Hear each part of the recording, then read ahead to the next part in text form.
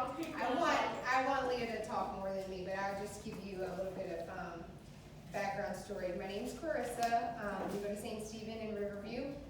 I am not Spanish. I just want to say that from the beginning. When I moved here to Florida, everybody thought I was Spanish. And when I would tell them that I'm not Spanish, they were expecting to hear some exotic place that I'm from. And I'm sorry to disappoint, but I'm just black and white. So, with that being said, people would come up to me and speak Spanish all the time. I finally learned Spanish because people assume I was Spanish. So yeah, sometimes I speak Spanish and people are like, why are you speaking so fluently? I thought you were Spanish. And I'm like, no, I have to learn it because people always talk to me in Spanish. So I'm originally native of Louisville, Kentucky. So I had to really adjust my accent when I moved down here because people just could not understand what I was saying. Talked very country, and give us a little sample. You'll hear it come out. Yeah. Not my choice, but it'll come out. So I'm Cradle Catholic. However, there were a lot of things that I've missed in my faith growing up. And how it all started is my mom was one of five, and my dad was one of five. So my dad's side of the family were very missionary Baptists, and still are. And my mom's side of the family, it's kind of different. My mom is white, Caucasian. My dad is African American, black. But on my mom's side, my grandmother, my maternal grandmother, she was devout Catholic. And my grandfather, my maternal grandfather, he was devout Southern Baptist. How they made this marriage work, I don't know. Because they were both very strong in their beliefs. And they had an agreement for whatever reason. A lot of people think this is crazy when I say this, but it works for my grandparents. My grandfather believed that he was going to raise the boys Southern Baptists, and that my grandmother would raise the girls Catholic. Well, guess why they only had girls? When they actually had 2 boys, 3 girls. One was severely disabled, so that was the first interaction I had with pro-life. So my mom was raised Catholic by my grandmother. My uncles were raised Southern Baptist, and my grandfather had this crazy idea that when they grew up and they were old enough to pick for themselves, they could decide what faith they wanted to be a part of. So it was kind of crazy because my grandmother, she had this child that was severely disabled and bedridden. So my grandmother never went to church. For 33 years, she stayed in the house with this disabled child that could not leave. And my grandmother was very protective of her, didn't want a nurse to come in and help. She had nurses before that just didn't give her the care that she needed. And so she's like, nope, God's calling me to do this. People wanted, and very much encouraged in that time, for my grandmother to put my aunt in a home. Because disabled were just really, looked down upon during that time. But she didn't, her faith, obviously. She said, no, I'm caring for her, and I'm going to give her, that love that only a mother can give. So my grandmother's cousin was a priest. So he would come and bring communion as the hospital, the homebound Eucharistic minister. So her cousin, she had the privilege of having a cousin that was a priest. So she never went outside the house. So it was really hard to catechize, your kids, your girls that you're agreeing with your husband to bring up Catholic. So my mom really never got that faith formation that, you and I probably have had growing up. So long story short, my mom ended up taking a job as, she was 20-something at this place called the Galleria, if you've ever been to Louisville during Derby time. It's not there anymore. It's now called 4th Street Live. But she worked at this place called the Galleria, which was attached to the cathedral. So think of a mall that's attached to a cathedral. It's kind of a crazy setup.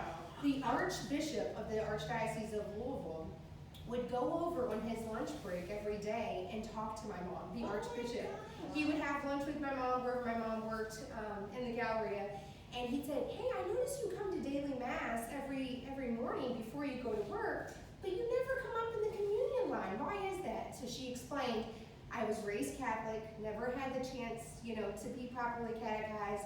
And he said, you need to go through the RCIA program. Even though you consider Cradle Catholic, you need to go through the RCIA program so you can make all your sacraments. So my mom did. She went through the RCIA program, later had me. So there's more to that story, but just to speed things along. She ended up, making all the sacraments sacraments at once because she was over the age. And I ended up getting baptized by the Archbishop, which was pretty cool. Which one? Archbishop Kelly at the time, yeah. So he's since passed away. I actually took my kids to his gravesite when we went for the hurricane last year. We evacuated and went back to Louisville. So I took my kids all through there. So it was cool to see the place that I was reborn, from start to finish. So the twist to that whole story is that even though I grew up Catholic, and I mean this in no hard way to my mom, because I think she did the best that she could to give us the faith from what she knew. My mom was a great CCD teacher. We went to church on Sunday, but we didn't really pray together at home as a family. Now, my dad's side, remember I told you, he's African American or missionary Baptist. And the great thing about my dad is that he always went to Mass with us every Sunday.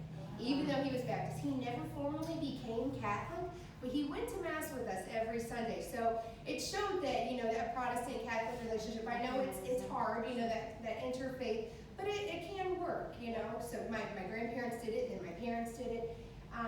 Sadly, my parents' marriage ended, and my dad struggled with drug abuse and alcoholism, and then their marriage severed. But my dad came to visit a few months ago for Leo's Sweet 16, and he went to Mass with us every day at Very Healthy Christian.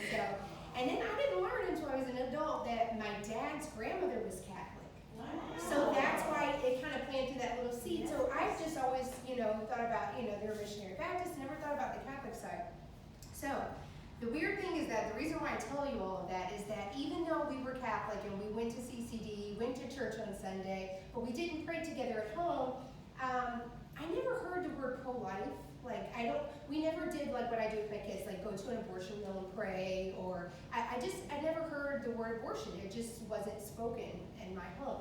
And I didn't find out until I moved to Tampa why that was. So, the first pro-life exposure that I had was actually nothing to do with abortion, but actually with the death penalty in my family. So my mom was a CCD teacher at our parish in Kentucky, and we had this sweet family that was in our parish, and they had a little girl that they adopted. It was a Caucasian family adopted this African American little girl. Sweet as can be. My mom was her Sunday school teacher, and one day she started to tell us a story about how her uncle had just passed away, and he got killed in the line of duty. And I noticed my mom's face, because I was my mom's assistant, CCD assistant at the time. I was a little bit younger than Leah, and I noticed that my mom just kind of pulled back a little bit and looked perplexed, and I'd never seen my mom look like that before. And so the little girl goes on, she was only in second grade at the time, she goes on to tell about how she misses her uncle, and she couldn't believe that he was killed in the line of duty, and how could a man do that to him, and her family was just, they had to go to court and were advocating. The little girl knew a lot to be, only second grade about what had happened to her uncle. So my mom had a private conversation with the family, because we were very close to the family. My mom had a conversation, and later my mom found out that my mom's, one of her closest best friends, who's also Catholic, her son actually was the one who killed the police officer. So you have these two devout Catholic families that don't know each other, but we're in the middle because we know both families. And to this day, we haven't mustered up the courage to tell both families that we know each other. Right. We just pray for both of them. Right. Yeah. Because the one lady, her son, is now on death row. Oh, wow. So he didn't intentionally kill the officer. He was wrong. He was called out for a disturbance, and he wrestled with him. He was resisting arrest, and the gun went off in the holster of the police officer, and it killed him. So, well, that was my first experience. So I remember my mom was talking about the death penalty is wrong, the death penalty is wrong, and my mom gave that situation that had happened, and I'm like, oh, we love both families. I don't want to choose which one is right, because both of them are put in the middle. They have nothing to do with it. So that's how my experience with pro-life came to be, not with abortion, but with the death penalty. So fast forwarding a little bit, we moved to Florida. We went church shopping, like I was telling these folks here at the table, because I just wanted to find something that felt like home, that felt like our small town parish back in Kentucky.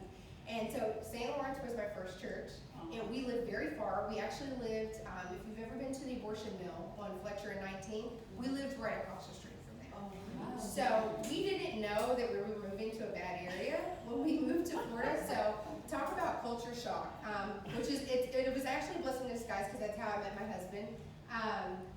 His family was from Pennsylvania. They didn't know that area. His elderly aunt found the apartment there.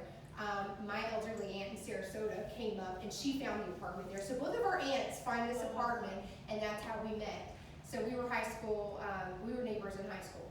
So long story short, we first started here at St. Lawrence, then we moved to St. Paul, loved St. Paul, we stayed there for a little while, then we went to Corpus Christi, went all around until finally Nativity was our home for like 7 or 8 years.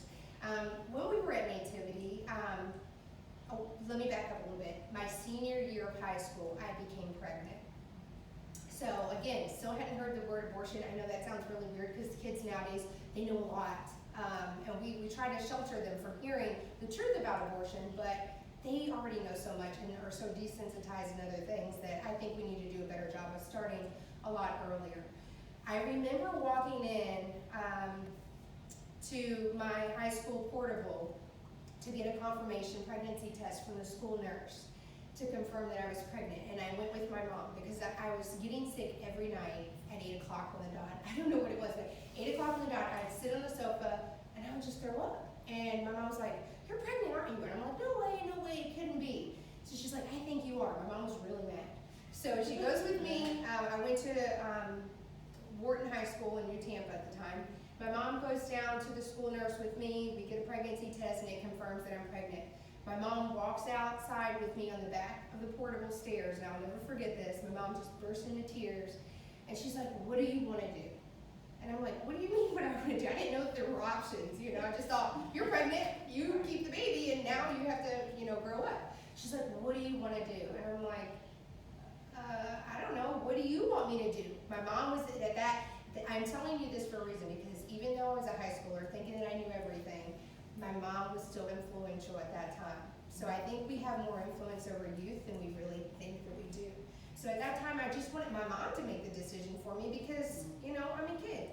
So she's like, "No, what do you want to do about this baby?" And I'm like, "I don't know what my mom's getting around to." I said, "Adoption's not really an option for me, Mom. I don't think I could, tear apart a baby that I've carried and then just give it away." And she goes, "Well, that's what I want to know. There's no other options. It's either adoption or you're going to keep the baby." So she never mentioned the word abortion, and she goes, "We're stopping the cycle here in our family." And I'm like, "What does that mean?" And I was always raised not to question your parents, so that's just how we were. And so I never questioned her. What does she mean we're breaking the cycle? We're stopping right here with you. So I never asked her, had the baby. She's like, "If you're gonna stay home and, live at the house for free, you have to go to college or I'm not gonna watch the baby." Who is the baby? Leah's the baby. Yeah. Leah's the baby. So I thought my mom was super cruel because I had just given birth. I had a C-section. I was like 90 pounds at the time. I think by the time at the end of my pregnancy with Leah, I was only 111 pounds. So I was super pale, had all this blood draining out of me. I had crazy stuff happening during my pregnancy. And my mom was like, "Sorry, you gotta go to college." And I'm like, wow, what tough love, So I'm like, "I just had the baby." She's like, "Well, you're 2 weeks postpartum, you need to go sign up for college." So 2 weeks postpartum, I went and signed up for college. I went to a private technical school. It was the best thing I could have ever let my mom push me to do. I come home crying, so tired because I would work all day, go to school all night. I didn't get out of school till 11 at night. I never saw my child. So I'm like, this is like I did an adoption that I didn't want because now my mom was kind of like mom to Lee, right. And we were always kind of like sisters, So, but it was great. So that was my first real experience, but my mom still hadn't spoke that word abortion until I went to Nativity. I remember going through this, I remember one day, that now fast forward, I'm 23 years old, pregnant with my second child, my son. And I remember us walking into the narthex of Nativity in Brandon. I say Nativity, see that's that Kentucky coming out. That was one word I learned to change and correct quickly. People were like, "It's nativity." I'm like, in Kentucky we say nativity. So I walk in the narthex with my mom, and I remember them doing a rose procession. I don't know if you do it at your churches, but we don't do it at St. Stephen. Hopefully hopefully we will someday. But I remember they were doing a rose procession, and I had never seen this before. We never did this in Kentucky. They had a rose and someone would stand in with that rose representing every year that Roe versus Wade was legalized and how many children were lost to abortion. And I remember they were short 2 people that day, and someone, I want to say it was probably Chris Gladue or Loopy, if some of you know, they're pro-life trailblazers in this area. They came up to us and like, hey, you're a pregnant mom with a belly. Do you mind standing in? And I'm just kind of like, okay. So then my mom was next to me and they asked my mom to stand in. So Leo, of course, was a baby, so she was happy to, carry the rose next to me. And so my mom just broke down crying and in tears. And I'm like, what is wrong with my mom? It's just a rose. We're just walking, My mom's always been kind of shy and away from those kind of, events. So I was like, maybe she's not comfortable walking up in the procession behind the priest. That's when I finally heard my mom say the word abortion. My mom had an abortion right before I was conceived. And she never told me that. It was always hush-hush. It was never talked about like it is taboo in a lot of Catholic families. A lot of Catholic families are affected by abortion. We want to think that it's people that are, have no faith background, but it's happening within our own church walls. And people just aren't talking about it. So that's how I found out that my mom was a victim of abortion, and she was coerced into it because she was very young. And so that's when then light bulbs went off, It clicked with me. That's when my mom met, when, in 2002, that the cycle ends with you. She was talking about me from being a teen mom. So I just kind of left that. I left it unsaid. I never, went back and questioned her or anything. But that's how we got recruited into life ministry. So Loopy and Chris Gladue, husband and wife team from Texas that moved transplant to Tampa, they were very, very active members and still are in Nativity. And they said, hey, you should come to a life ministry meeting, you and your mom, and tell your story or give your testimony. Well, we never did that. My mom, she didn't, shied away from that kind of thing. We said, well, we'll do what it is that you need help with, for the ministry. And then that's when we learned about spiritual adoption. I never heard of spiritual adoption, never seen the little, 8-9-week-old baby fetal models until then. And so Leo was 9 years old by this time, and I remember they were passing them out in the social hall. And I gave Leo one because she was in kindergarten at the time, and she wanted to, she thought it was a little baby doll. She wanted to take care of it. So she's walking out together after Sunday Mass from the social hall with the little fetal model, and a parishioner comes up to me and taps me on the shoulder pretty aggressively, but she had a nice tone. She goes, hey, I heard your conversation with your daughter, and I just really don't think that's appropriate. I said, what do you mean? She goes, she's way too young to know what abortion is. And I said, well, I'm sorry that you think that, but, I told her, and it's, too late now. Now, I was 23 at the time, so thinking back, there's so many other graceful things that I would have said, but, just being that young teen mom, I felt like a kid again, like people making decisions for me, like wanted my mom to make a decision about, adoption or abortion or, keep the baby. And I think I just felt that flack and felt attacked as a young mom once again, like, oh, did I make a wrong decision? Did I tell her about abortion too young? Like, is she But then I thought about it. I said, no, I didn't. We need to tell them earlier. So I did tell Leah in a pretty graphic way because I was a young mom. And I did tell her, I said, people kill babies for a living. This is a job. Like people, they go in the mom's belly and they rip the baby out. And Leah burst into tears while she's holding that little fetal model in her hand. And then I thought later, I started second guessing myself. I'm like, wow, I was a little harsh, like how I told her. I did tell her pretty harsh.